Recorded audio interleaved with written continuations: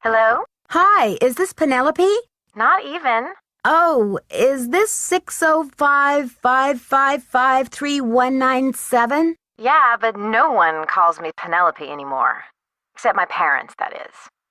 To my friends, the art world, and anyone else who made it out of the 20th century, I'm Poppy. The art world? Wait, you're not Poppy Dada, are you? Ta-da! Ping ping! You win! Who's this? My name's Nancy Drew. I'm a detective. A detective? No way! So do you get to wear a sassy tweed hat and pick hairs off dead bodies and gross, creepy stuff like that? I don't run into too many dead bodies, luckily, but there's plenty of other creepy stuff. So, where'd you get my name? Don't tell me I'm like wanted by the FBI or something. That would be too scandalous. Not quite. Taylor Sinclair told me about you. I saw one of your paintings in his office, here in Washington, D.C. So, how do you know Big Bunny Sinclair? Taylor and I are both affiliated with Beach Hill Museum, also in D.C. Has Taylor been pushing those Oaxacan cookies on you? You haven't eaten one, have you? So far, I've managed to politely decline. I take it you advise against them? Let's put it this way. His trip to Oaxaca was about 2 years ago, and he's been trying to move those rancid, lard biscuits ever since. Aha! My suspicions are confirmed. I'll put that in my case notes. That's hot. What's a case?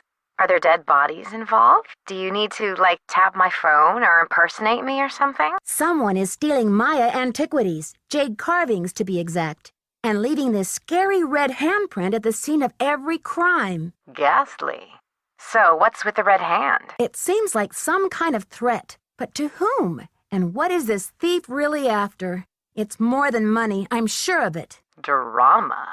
So, where do the daddles come in? I got a tip that your great-great-grandfather bought a jade carving much like the ones that are being stolen. I'm hoping to take a look at it. You mean that ancient green rock with the weird symbol on it? I slapped some shoe polish on it and stuck it in one of my paintings. You're kidding. That's a one-of-a-kind Maya artifact, a piece of history. It's hundreds of years old. It's worth a lot of money. That's the whole point. Have you heard the saying that a work of art is never finished, just abandoned? Well, I'm taking that idea to the limit by making art that will keep changing as different people encounter, perceive, and interact with it. I'm tired of artwork that says, "Don't touch." I'm all about letting go, about sending my work into the world and seeing how it continues to become. Don't you see? It's an organic process. I mean, how can people really relate to art if it doesn't come to life and grow and die, just like they do? That carving is part of something bigger now. I can't imagine your dad would be very pleased about this. Does he know? Oh, Nancy, don't be such a prude. Taylor's probably still got that artwork. At least, I don't think he sold it yet. Why don't you ask him? Tell him you want to see the piece called Deadly Midnight Snack. It's the one with the rubber shark. The one with the rubber shark. Yes, I've seen it, but I didn't notice any jade carving. Well, take a closer look there, sweets. It's in there. If you really need the carving to crack this case, why don't you just go ahead and take it? What?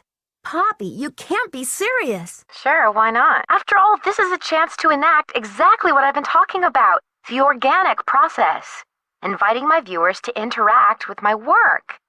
The deal is, you can take the carving, but you have to put something in its place. Something in its place? Like what? An old shoe? A subway token? A movie stub? No, it should be something more organic. Stay with the title, Deadly Midnight Snack, and don't be afraid to go way out. As an artist, I can tell you that inspiration bites in the most mysterious ways. Okay, Poppy, if you say so. Right on. But let's keep Taylor out of this. He'd probably blow a gasket if he saw you tampering with the merchandise. That's all art is to him, you know. Merchandise. It's a deal. Good luck, Nancy. Thanks, Poppy. Bye.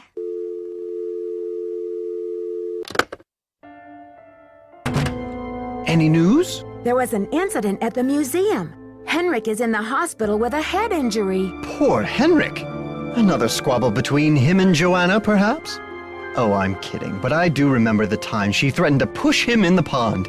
Temper, temper, I'm always telling her. Mind if I help myself to one of those scrumptious-looking Oaxacan cookies? Be my guest. May I take a closer look at that wacky Dada painting? Be my guest. I just had a call from Poppy this morning. She says she's in a really creative period right now. I said, please, sweetie, if you get any more creative, they're going to lock you up. Pardon me a moment, Nancy. I'll be right back. I hope. I should put in my temple key card. I have a feeling this may be one of Sonny's tricks. Good afternoon, young lady. This is a long shot, but do you know what animal Pakal was afraid of? You're asking the wrong amnesiac. Henrik, I received a note from your friends in Copan. I've got the Copan Fool Key. I still need the Pakal, though. How's your memory? The tomb. Nancy, I hid the Pakal carving in the replica of the Pakal tomb at the bottom of the temple exhibit. Huh. Now, how did I think of that? And another thing, you'll need to get past that computer quiz. Sonny set it up with an impossible question. No one knows what Pakal was afraid of, but Sonny was petrified of the Coatamundi. It's an ornery bandit with a narrow snout and a long ringed tail, much like a raccoon or a polecat. According to your notes, Pakal made a 6-part key to the Whisperer's tomb and scattered the pieces around the world. Do you remember anything about this? 6 keys? 6 keys? 6 keys! Nancy, what are the 4 corners of the world?